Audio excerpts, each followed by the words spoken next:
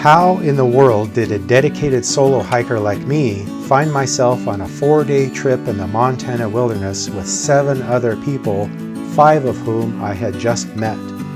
It all started 3 months earlier when my friends Chris and Alex decided to offer a class locally for beginning backpackers and asked me to come along and set up my various shelters so folks could get an idea of the range of options. The next step was to take people out on their first overnight trip. And although I wasn't available that weekend, Chris had positive things to say about that experience. So when it came time to do the culmination of this training and take this group of mostly beginners on a multi-night trip, I agreed to go along so there would be one more experienced hiker present to help answer questions and in case things went south. What could possibly go wrong? Over there. So. It's the ones we can see in the distance. So. Oh, Nice.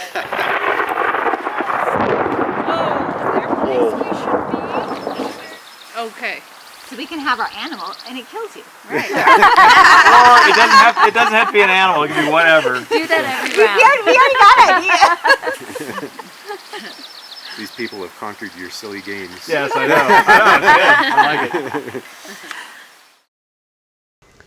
It was a good sign that first everyone was on time, meeting in Kalispell bright and early, and despite a 7-hour drive to the trailhead with a bone-jarring last 5 miles that included 2 stream fordings, no one was complaining.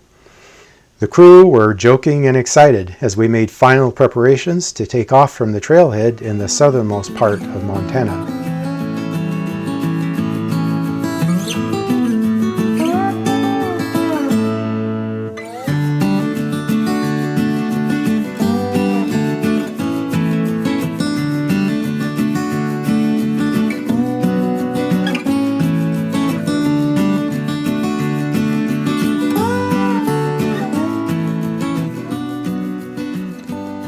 We took a leisurely pace with long breaks because we knew this trip was not for the purpose of crushing big miles or the scenery, although there would be plenty of that.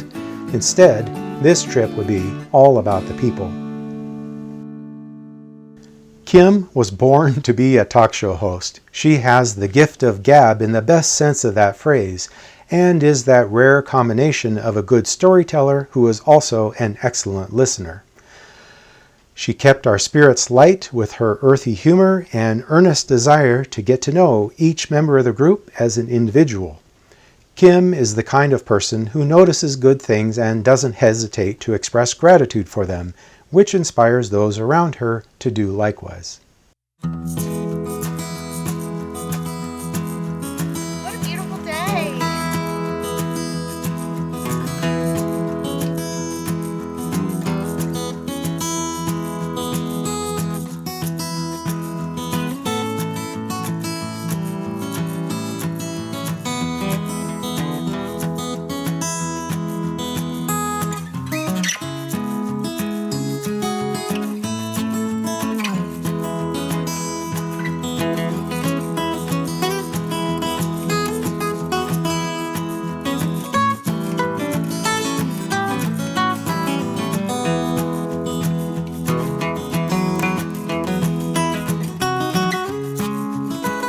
Allison's enthusiasm for learning new things was boundless and motivated me to look for tips to share because it's such a joy to teach a willing student.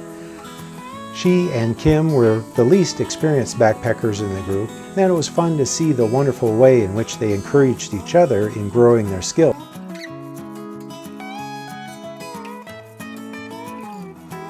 Allison set the tone for the entire trip when she announced the first night. I can't think of a better way to spend a birthday. Actually. That's It's really nice. Good. I know we're all sort of a little bit strangers, not everybody with everybody, but I don't care. I told my kids, they're just friends I haven't met yet. Exactly. Right? Her attitude encouraged me to be more open to this group of new backpackers.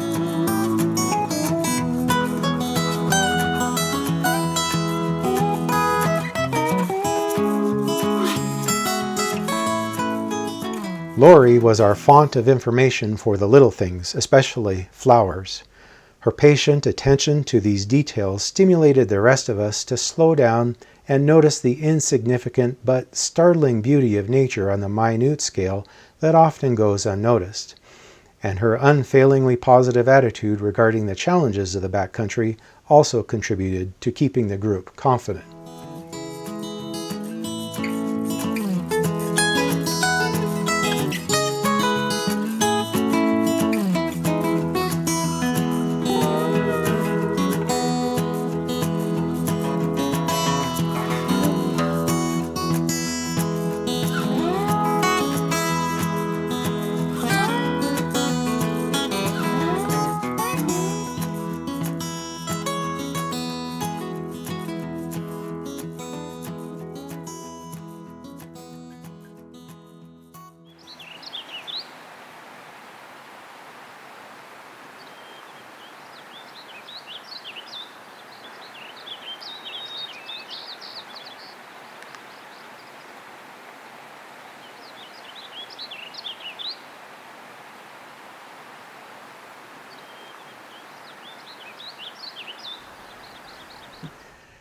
Dave entertained us with his natural storytelling abilities, helping the miles to pass unnoticed by regaling the group with his interesting anecdotes and self-deprecating humor.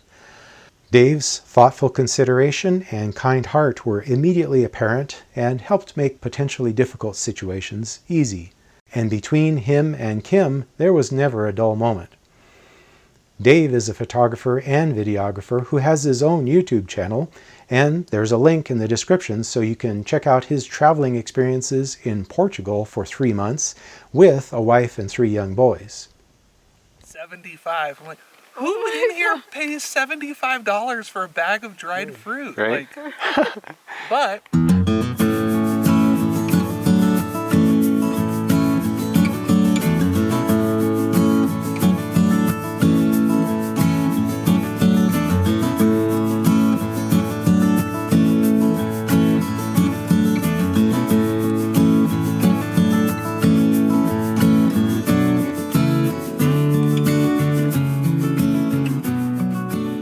Good morning. The crew is all up and at 'em and eating breakfast, getting ready to pack up and hit the trail.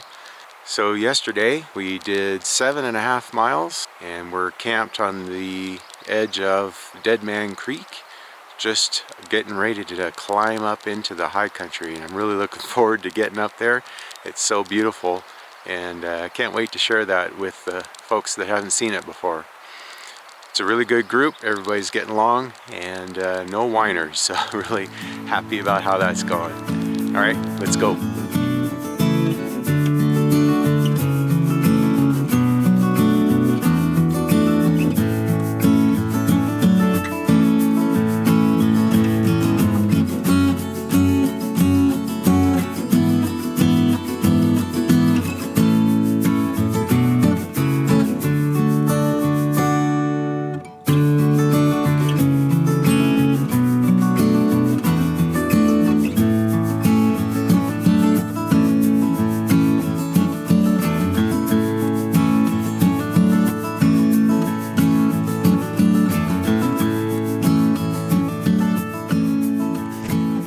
Chris was our leader with a laid-back attitude. Having hiked with Chris before, I know well that he is capable of big mile days. Yet he slipped gracefully into the mode of taking it easy on this trip, with the number one goal of making sure that the newbies had a good first experience of backpacking. That meant 5 to 8 mile days with lots of long breaks and fun conversations in camp. Chris is exactly the type of teacher you want when learning a new set of skills like backpacking. Thoughtful of sharing important details, but wise enough to hang back and allow folks to try things on their own and thus build self-confidence. While keeping a vigilant eye on the overall safety of the group, he was also the only one to catch a fish on this trip.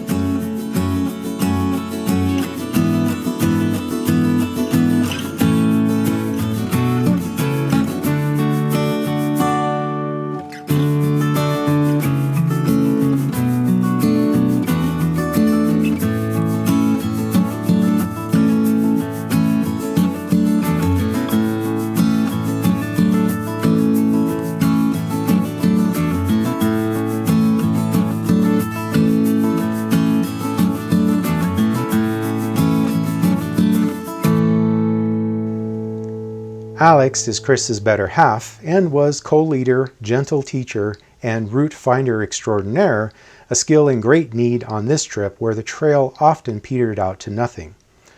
I think most of the group probably had no idea how easily they could have spent hours wandering around looking for the thread of the trail without her gift for navigation connecting the dots. She possesses an abundant knowledge of backpacking and boundless patience when sharing it with others. I am. You would have done that anyway. Yeah. Alex was also our chief fossil finder. I had been through this area before but never even noticed them. Alex showed us that there were massive fossils all around for those with an observant eye and the persistence to search.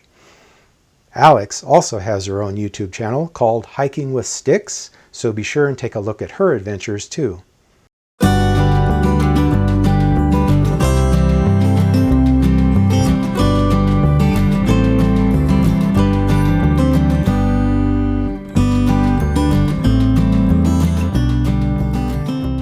After hiking 5 miles and gaining 1,000 feet to our next camp just below Divide Lake, most of the group chose to relax in a windy camp for a bit, then climb a nearby mountain to see the views over 2 states. Dave, Cindy, and I decided to head over the border to explore the Weber Lakes on the Idaho flank of the ridge. This side trip involved an extra 8 miles round trip and seriously steep trails, as we gained and lost elevation totaling about 1,400 feet.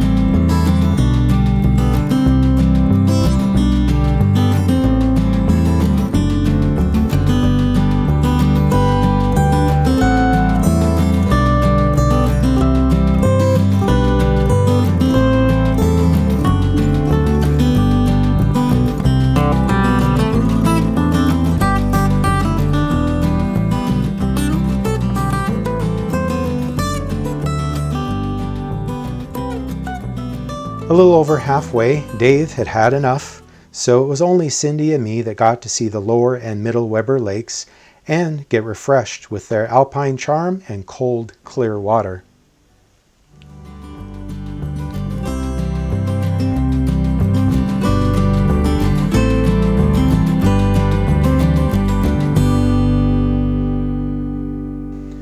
Cindy was our quiet one, and as is often the case, still waters run deep. Once she opened up, it became clear that she has accumulated an extraordinary diversity of life experiences in her relatively few years, including serving in the military, living in several foreign countries, and speaking multiple languages. Her infectious and ready laugh added just the right spice to this wonderful group of co-travelers. Cindy is currently teaching at the local college, but also is an exceptionally devoted baker of sourdough bread, while her husband is learning to be a brewer. So I'm greatly anticipating the day when they open their own bakery/brewery, as I know they will. I may never go home.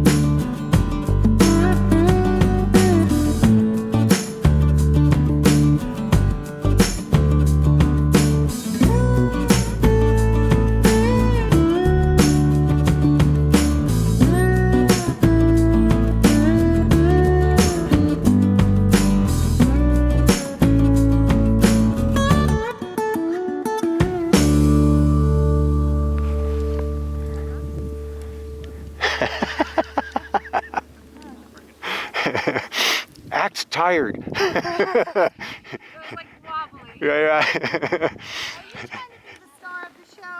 Yeah. I'm standing in the sight line. I know when to queue up.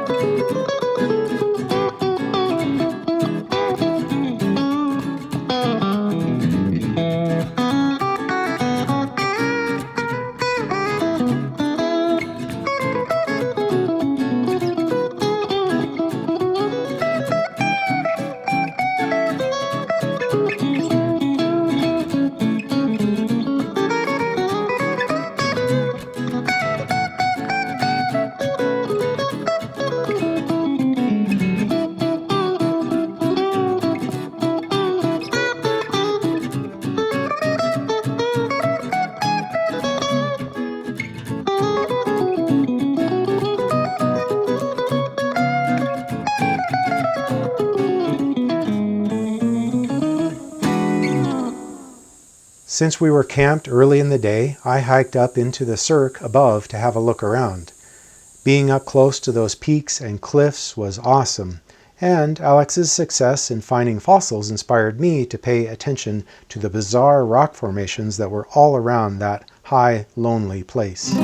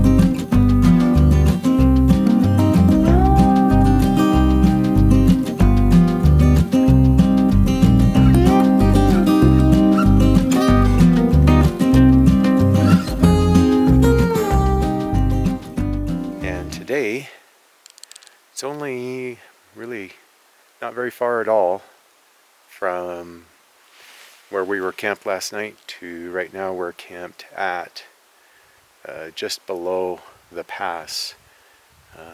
When you come down off that pass and there's some knobs, beautiful open rolling country with tons of places to camp. And so we're all spread out in different awesome places, like mine you can see right here. And there's just a little bit of a rivulet coming off of the glacier over in that valley.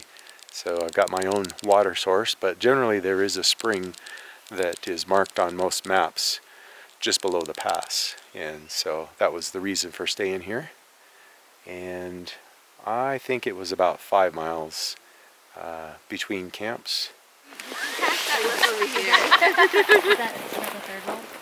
Want first. Oh, then you keep going.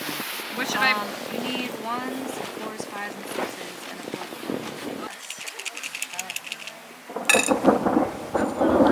This is great. We're gonna have a lot of Yeah.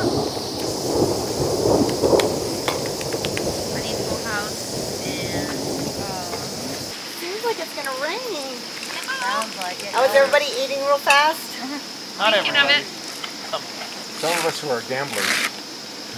What, I really can't eat and hungry. gamble at the same time? I do have cold stuff I can eat if I don't have need any be. goods. No big deal. Yeah. If it does rain, which I think it It might probably just come soon, through. Stay tuned. That was fun.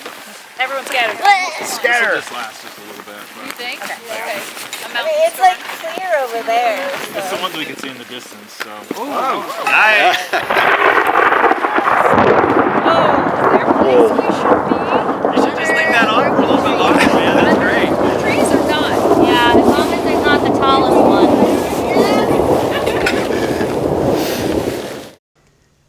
We scattered to our individual shelters to weather the storm, and I decided to go ahead and have dinner. I figured it would be a good opportunity to see what it's like to try cooking in the vestibule of the XMID 2.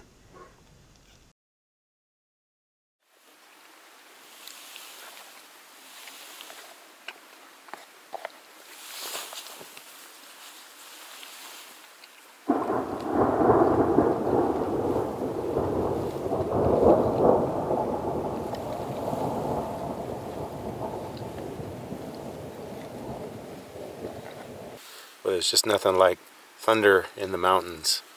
The way it echoes around between all the cliff faces. It's just amazing.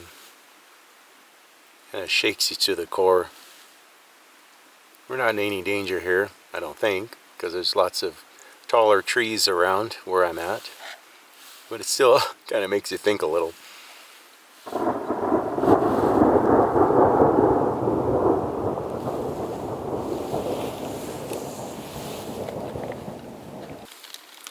Little half-melted Dove chocolate for dessert. Ooh, that was a big one.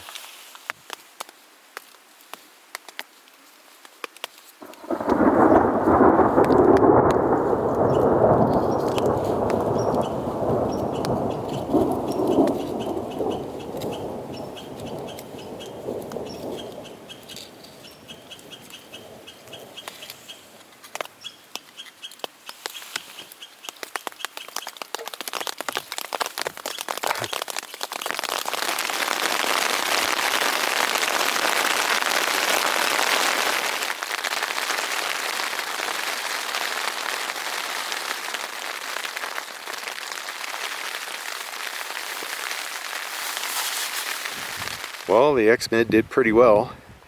Certainly stayed dry inside. There were a few times with the gusty wind that I thought maybe I should have had the tie outs done. That's these guys here, which I haven't used yet, obviously. But it weathered that amount of gusty wind just fine. No one had told us to gather again after the storm passed, yet we all did, instinctively seeking to spend more time together, enjoying each other's company on our last night out. Dave summed it up nicely after this trip when he said, "My feet were sore from hiking and my ribs were sore from laughing." Ours poop everywhere. This really is like the area where We found the poopinest campsite, ever. Yeah.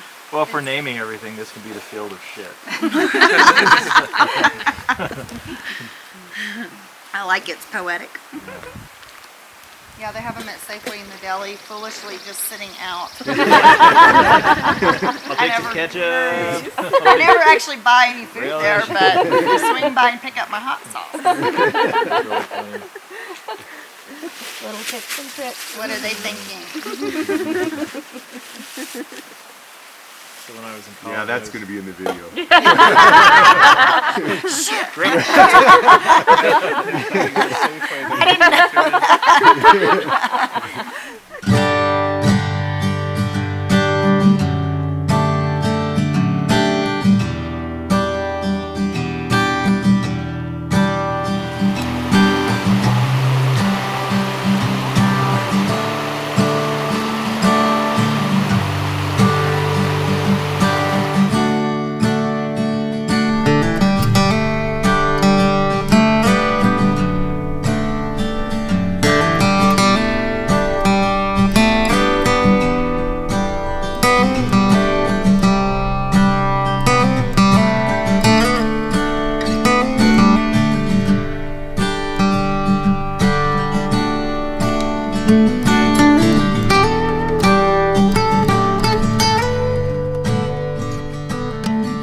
In the end, having gone into the wilderness as one of a group of 8 strangers, what did I discover? Well, I was reminded of what an amazingly bonding experience backpacking can be. Sharing together the joy of experiencing fossils, flowers, alpine lakes, and soaring peaks, as well as the adversity of storms and cold nights on hard ground. I went into the wilderness as an individual and emerged days later as a member of this group, with a 1/8 share of a lifetime experience. And this old confirmed solo hiker was actually sad to see the time come to an end. I was even inspired to share the backpacking song. Oh, the liquor was spilled on the bar room floor. The bar was closed for the night. When up from a hole came a little brown mouse and sat in the pale moonlight. He lapped up the liquor on the bar room floor, and back on his haunches he sat. And all through the night you could hear him yell, "Bring on the dad-burned cat." You're